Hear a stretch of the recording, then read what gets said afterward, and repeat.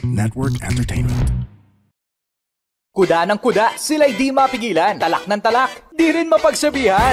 Kaya yan na, ginawa ng podcast, ang Tambalan. Hey! Tambalan na! Welcome to another episode of the Tambalan Podcast. Tungkol sa pagkakaroon ng pananampalataya kay Lord. Yan. Dapat yan. Dapat. Ka-faith lang. It's a must. Yes. Diba? Magkaroon talaga tayo ng pananampalataya kay Lord. Yes. So ito'y kwento ng pag-asa. Ito'y kwento and a reminder of God's love for all of us. Kailangan mo to, kabisyo, kaya pakinggan mo.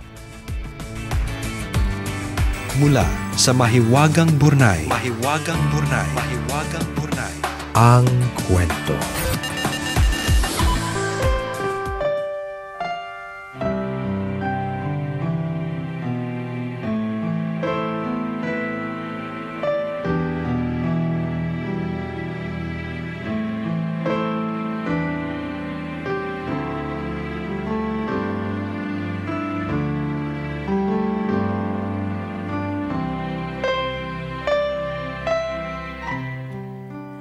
Dear Nicole and Chris, itago nyo na lang ako sa pangalang Shell, tambalanista since 2007. Una sa lahat, nalungkot ako nung nalungkot si Nicole dahil lumipat ng time slot ang tambalan. Natakot siya kasi baka hindi na magsunuran yung mga tambalanista sa bagong time slot. As a data consolidator for today. Aral to ng tambalan. As a data consolidator for today, I think most of your avid listeners nakatutok sa inyo via podcast, YouTube, or Facebook Live. So, walang dapat ipag-alala. Maliban sa time slot, walang magbabago. Nandito pa din kaming mga tambalanista ninyo para sa inyo. Alam niyo ba kung paano ko kayo na-discover sa podcast? Siyempre, hindi, di ba? Kaya nga, sasabihin ko. Dati kasi may kasambahay kami na merong sinusubaybayan na radio program sa kabilang estasyon. As a competitive person na hindi nagpapatalo, nag-search din ako kung saan ko pa pwedeng mapakinggan ng tambalan bukod sa radyo. At yun na nga, na-discover ko kayo sa podcast. Yung more than 100 episodes ninyo, 2 weeks ko lang pinakinggan. Nalungkot ako nung natapos ko dahil kailangan ko pang maghintay ng 1 linggo para sa bagong upload ninyo. Kaya nag-explore ulit ako at natagpuan ko naman kayo sa YouTube. Tuloy ang ligaya dahil kayo ang background music ko habang pumapasok at umuuwi sa trabaho. Sumulat ako para ibahagi sa inyo kung gaano ka-faithful si God sa akin. Sana ma-inspire yung mga listeners na nakakaranas ng sunod-sunod na dagok sa buhay. 2003 nang mailit ng bangko yung bahay namin. Napilitan kaming makitira sa lumang tahian ng tito ko. Nilagyan na lang namin ng mga lumang tarpaulin at sirang tela yung paligid para hindi naman kami kitang-kita sa labas. 2021, nagkabukol ang mister ko sa ulo. Hindi naman sumasakit kaya ipinagsawalang bahala namin. Kaso that same year, namatay yung bilas ko dahil sa liver cirrhosis. Healthy yon at mahilig magbike. Natakot kami kaya pinatingin namin ang bukol na asawa ko. Kasing size na ng golf ball ang tumor niya. I am a very positive person pero hindi ko napigilang umiyak. Kasabay noon ang taimtim na pagdarasal na malampasan namin ang panibagong pagsubok. Mabilis kong naramdaman ang awa ng Diyos. Sinagot ng kuya ko ang lahat ng gastusin sa operasyon. Yung neurosurgeon, kalahati lang ang fee kumpara sa ibang napagtanungan namin. At ang pinakamagandang balita, benign ang bukol. Last year, na-diagnose ang tatay ko na may stage 1 prostate cancer. Pero makalipas ang 39 radiation sessions at araw-araw na pagpunta sa ospital, cancer-free na ang tatay ko. Yung bahay namin na nailit ng bangko, after 20 years, unti-unti na naming binabayaran para mabawi ulit. This year, naparenovate na namin siya. Malayo na sa dati naming tirahan na nababalot ng mga lumang tarpaulin at sira-sirang tela. Truly, our God is an amazing God. Binubuhat niya tayo sa panahon ng ating kahinaan at hindi niya tayo iiwan. Maraming beses ko pang naramdaman ang presensya ng Diyos sa buhay ko. Pero baka pag shinare ko pa, tanungin niyo pa ako kung ako lang ba ang anak ng Diyos dahil paborito niya akong tulungan. Baka din sa halip na isang sulat lang, maging series na itong sulat ko. Salamat sa pagbasa ng sulat ko, Nicole and Chris, naway magsilbing paalala ito sa atin na kailanman, gaano man kadilim ang buhay kung minsan, hindi tayo nag-iisa. Forever grateful and trusting, Shell.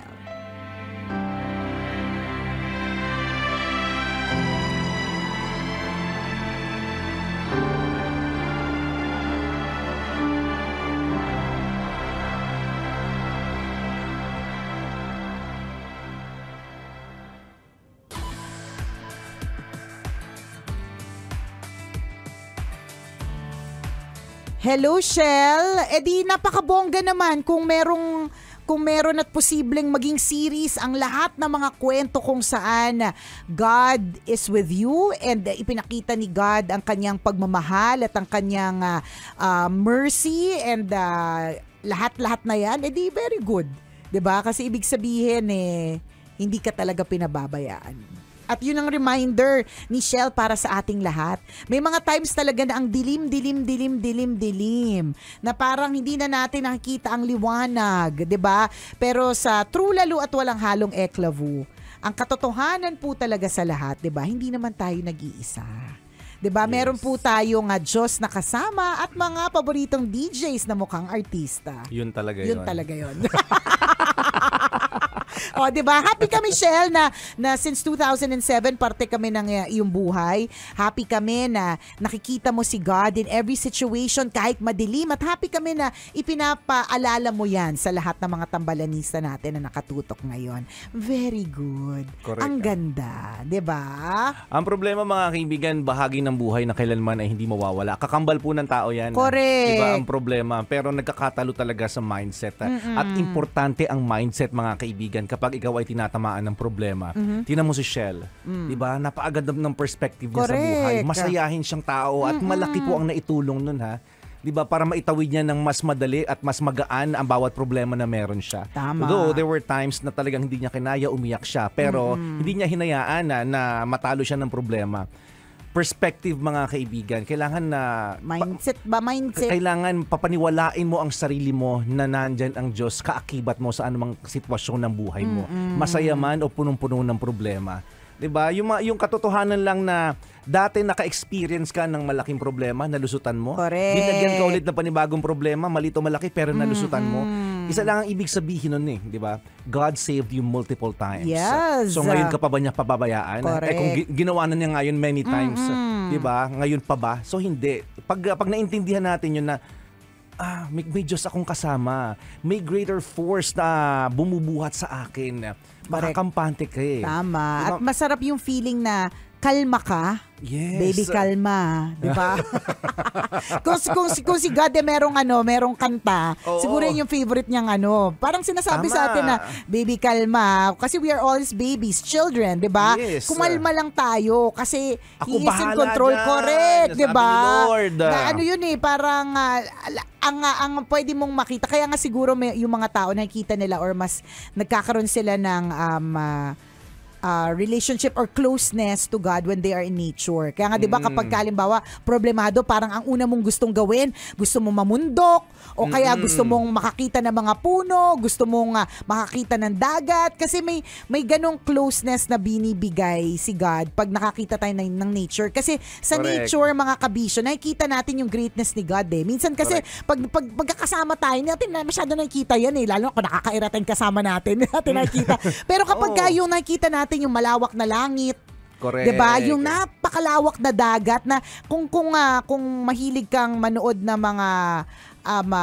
panoorin tungkol sa dagat, kung gaano ka hindi pa natin na-discover yung ilalim ng dagat, yung ang daming mga kakaiba. Hindi alam dyan, sa ilalim ng dagat, 'di ba? Yes. Yung ganyan, may isip mo na, grabe, sobrang laki naman nung gumawa nito. At yung problema mo, napakaliit kumpara dun sa malaking-malaking Diyos na gumawa ng langit at lupa. Diba? Galing, no? Ganon siya ka-amazing. Correct. Yung katotohanan lang na nabubuhay ka araw-araw, kabisyo. Paano? Correct. Umiihi ka. Diba? May laway na tumutulong sa'yo para makalunok ka ng pagkain. At yung laway, partner, na isipin mo na lang, partner, laway. Kapag ka humalik ka na isang taong walang laway, isipin mo ang dry. Charot. Kung paano ang gaspang, di ba? Di ba totoo? Ang mga ganun, hindi natin napapansin minsan na parang ang galing naman ng pagkakagawa nito. Isipin mo mawala bigla sa iyo yung laway. Isipin mo biglang hindi ka na lang makaihi. Di ba? Pero araw-araw na experience mo yan eh. And we just take it for granted kasi ano lang siya, nandyan, regular na nangyari sa atin everyday. Isipin nyo mga kabisyo, kung wala po tayong hinlalaki, paano tayo magbubukas ng payong? Di ba? Totoo! Paano ka magbubukas ng payong kung wala kang hinlalaki? Subukan Sige mo. nga. Tsaka cellphone. Paano ka hawak ng cellphone? Kung wala kang hinlalaki, paano po? 'Di ba? Hindi naman lahat kasing laki ng tablet na pwede ka mag-type. So kailangan mo talaga ng hinlalaki. Isipin mo, tapisan ka ng tenga ngayon. 'Di ba? Wala kang tenga, 'di ba ang pangit mo? Pangit mo. Pero tingnan mo, ba't may dalawang tenga natin? Pantay siya. Correct. Ang ganda na pagkakagawa, correct. diba? Although may kakilala ko hindi pantay talaga yung tenga niya, pero nagpo-function siya ng talagang napakabongga as a tenga, 'di ba? Correct. At ang galing ng tenga. Isipin mo, imagine mo na pumikit ka ngayon, maliban lang sa mga nagmamaneho ha. pumikit ka ngayon, 'di ba? Tapos dumilat ka ulit. Ang sarap sa pakiramdam na nakikita mo kung anong kulay blue. Nakikita mo nakakakita ka ng maganda, nakakakita ka ng pangit. And sino gumawa ng lahat ng ito? Nung minsan na nagdadasal ako, meron akong parang YouTube parang instrumental na pinapanood at pinakikinggan. Tapos, nung time na yun, problemado talaga ako sa maraming mga bagay na kung ano-ano. 'Di ba? Minsan, pag dumating kasi yung problema, patong-patong na parang, hello Lord. Talaga, gabundok. Wala ka ibang pagbibigyan. Dami-dami naman, sobra-sobra naman, Lord. Today, di ba? Pwede bang hati-hatiin natin correct. Share naman sa iba, ganyan. So that time, partner, napanood ko yung particular na video na yun. It was about nature. Kaya talagang meron tayong, kapag when you're with nature, you're also with God. May ganun tayong pakiramdam. Tapos doon, partner, simple lang naman, alam naman natin, lalong-lalo na kung tayo nag-aral, na merong isang insekto na kumukuha siya ng nectar mula dun sa flower. Tapos ang lapit. So, kitang-kita mo talaga yung mga galamay niya, yung kanyang mga, hindi ko alam ang tawag sa mga galamay ng hands and feet ng Kanina, bee na yun nasa picture ng nasa isip namin eh. Tapos naging squid. Kasi galamay. Hindi ko alam kung anong tawag sa galamay ng bee. Diba? So, yung mga paa niya, parang mga kamay at paa na busy. Ang liliit, ang ninipis. Ang ninipis nito. Kaya lang, naka-close up. Kaya kita-kita mo na busy, na alam mong kumukuha siya ng kakainin mula doon sa flower. At doon ko talaga naisip kung ito nga pinagkaabalahan yung bawat parte ng bee. 'Di ba? Tapos nabubuhay siya. Kaliit-liitan po talaga. At isang piraso lang ito, ilang bee sa buong mundo, 'di ba? Kaya nga ang daming honey kasi maraming bee, 'di ba? Sorry po. Ayan. Hindi. Tama naman. Di ba? Napakaraming bee na nagkikreate ng honey, na kaya mga honey ginagamit ng mga broadcaster. Di ba? Yung mga ganun, ang dami pong mga maliliit na bagay that we take for granted na pagka hinimay-himay mo na, oo nga no, teka lang, sino bang gumawa nito? Diba? Correct. I have a God, diba? And He's a big God na gumawa ng mga ng ganito, diba? Ang isda part, diba nakaka-amaze ang animals? Kaya nga nature, nakaka-amaze ang isda, diba? May particular na isda nakalimutan ko or seafood. Niluto na. Luto na siya. Kanina, nasa isip namin, ang picture namin nasa dagat pa. Nasa dampa na. Correct. Buttered na yung hipon. Hindi. Ang bilis-bilis naman ng transition. Wait lang. Kung saan mo kami dinadala eh. Sorry. Pasensya na. Nasa dagat pa yung nasa imagination dagat, diba? namin. Hindi, diba? Nasa ilalim ng dagat. Ang ganda ngayon. Biglang napunta sa dampa. Biglang nagutom kami. Nakakagutom.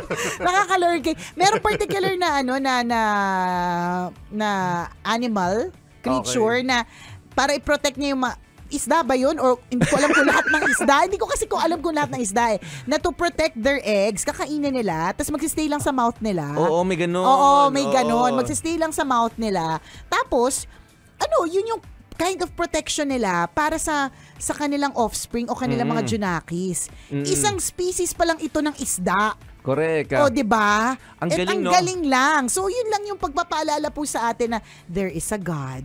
Diba? And your God, our God, is greater than all of our problems. Diba? Kapag na-realize yun, mga kabisyo, nating lahat, kapag na-realize natin yung greater force na yun, tama. makakampante ka eh. Kalma. Itong mga creatures na to, na pagkadami-dami din, naaalagaan ng husto, ikaw pa kaya na tao.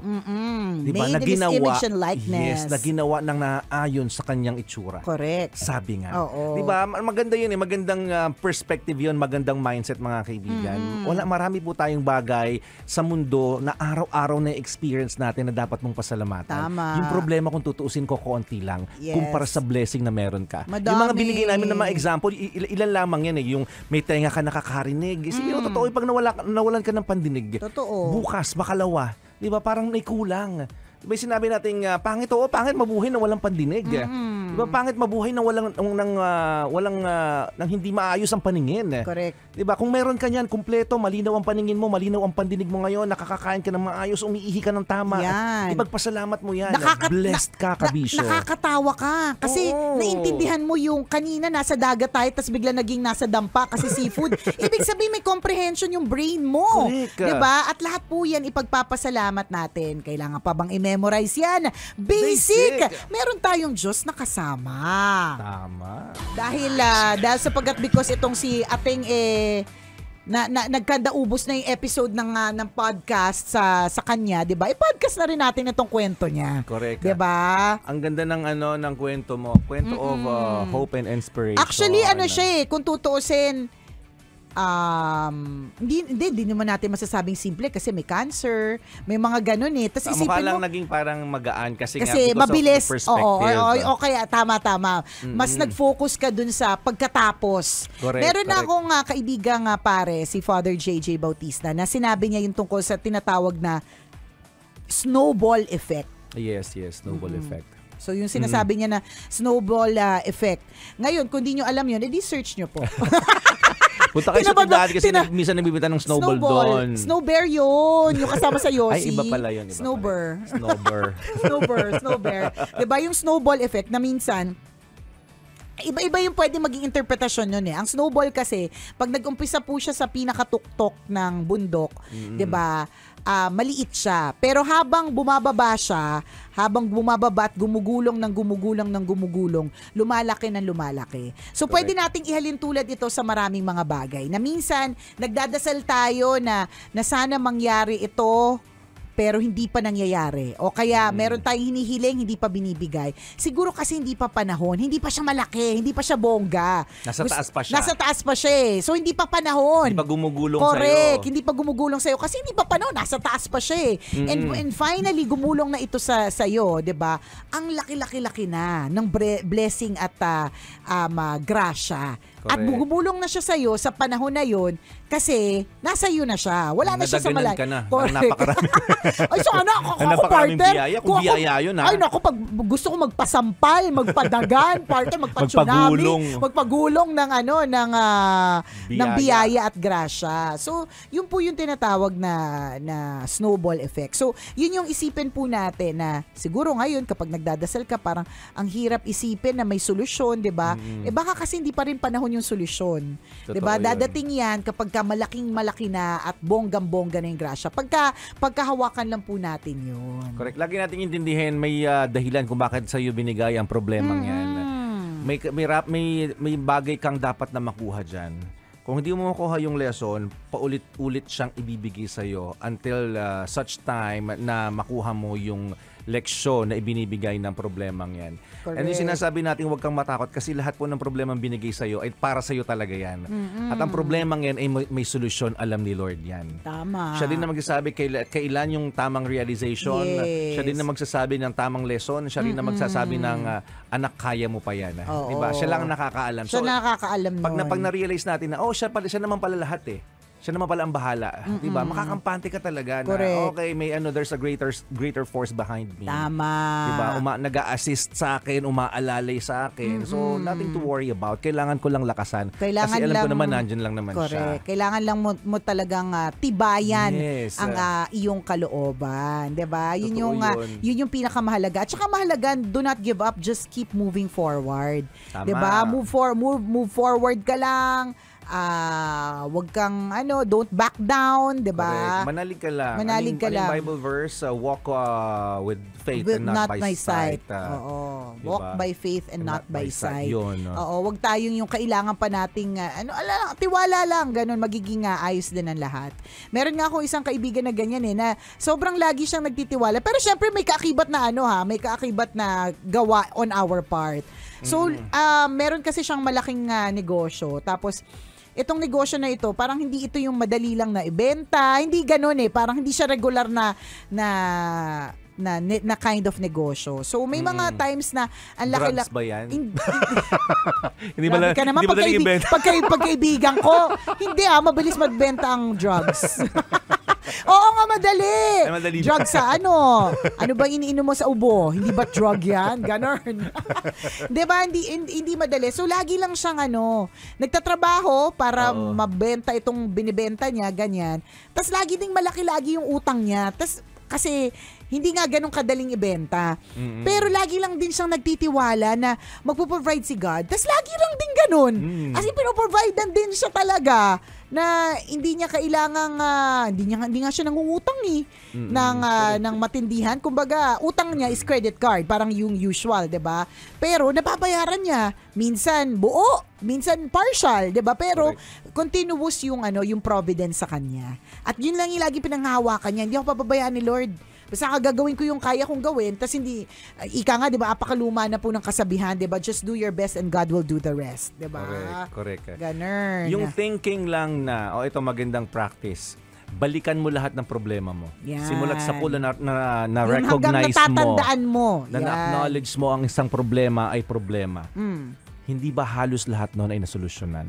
Oo. Diba lahat yun may solusyon? So it's just a routine. Bumabalik lang naman yung ganun Bibigyan ka ng problema, susolusyonan mo. Bibigyan ka ng problema, susolusyonan mo. Totoo. Diba? So in other words, lahat ng problema binigay sa'yo, may nagkasolusyon. Ang maganda, diba? ang importante siya sana mga kabisyo, kumalma na lang tayo. Although mahirap talagang gawin, lalong-lalo na kapag nakakataranta, tsaka mabigat. Pero kalma ka lang kasi may solusyon. May Diyos na magbibigay ng solusyon.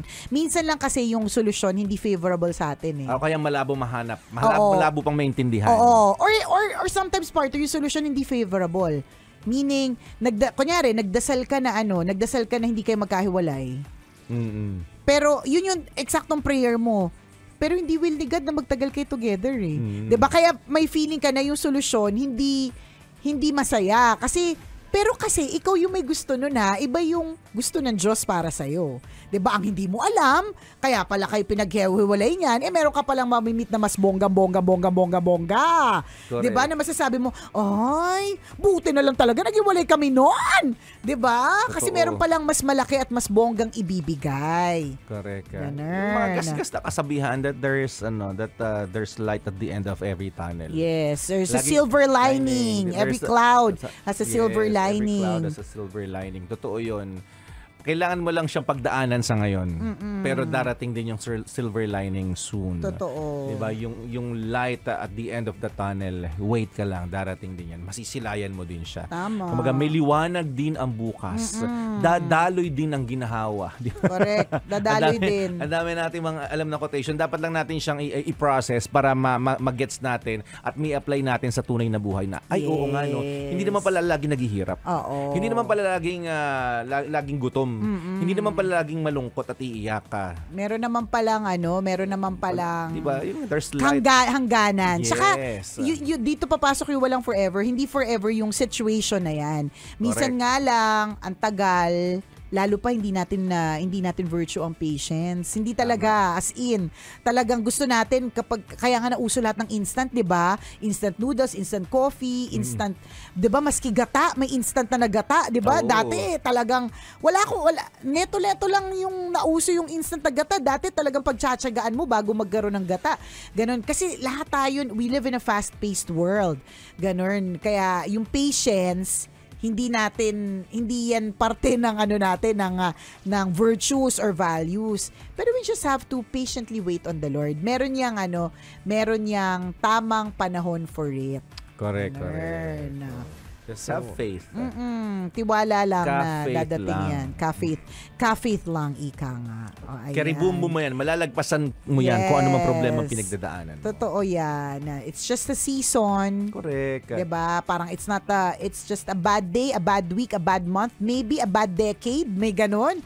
Diba? But not totally a whole bad life. Correct. It's just one chapter of a book. Meron at meron. Habang luma ng kasibayan, pero habang may buhay, may pag-asa talaga. Diba? Ang dami na namin quotation binanggit. Correct. At mga lumang quotation na ito na kailangan lang natin i-apply, di ba? Correct. The grace of God is new every morning. So, ibig sabihin, pag gumigising sa umaga, kaya nga sinasabi, every gising is a blessing, di ba? Kasi blessing, kumbaga panibagong araw, panibagong posibleng mangyari. Yun nangyari kahapon ng 12:02 p.m., kahit 12:02 p.m. ngayon, hindi parehas nung nangyari kahapon.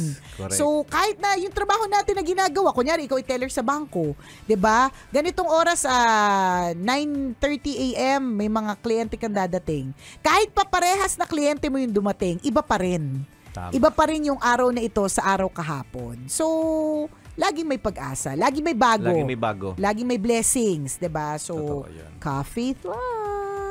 Salamat sa you, Shell, for sharing your story with us at naway kahit hindi mo man ma-share sa Mahiwagang Burnay o sa podcast, tuloy-tuloy yung series, 'di ba? Yung sinasabi mo tungkol sa buhay mo na ikaw ay nakakatanggap ng blessing mula kay Lord. Tama yan. Keep that kind of mentality, that kind of perspective, very positive. Correct. Isang malaking check ng pink na ballpen. Salamat sa pagtutok at dun sa mga gustong ma-feature din ang kanilang kwento sa ating Mahiwagang Burnay. Dito sa ating podcast, pwedeng nyo kaming i-email. Send your stories at mahiwagangburnaystory@gmail.com. Malay mo, kwento mo na ang ating pag-uusapan sa mga susunod na araw. Kaya send mo na yan, Kabisyo. Muli ako po si Nicole Yala. At ako naman si Cambio King Chris Chuper. Na nagpapaalala, una, magdasal ka para mabuhay ka. Pangalawa, mag-toothbrush ka para mabuhay naman iba. Yun!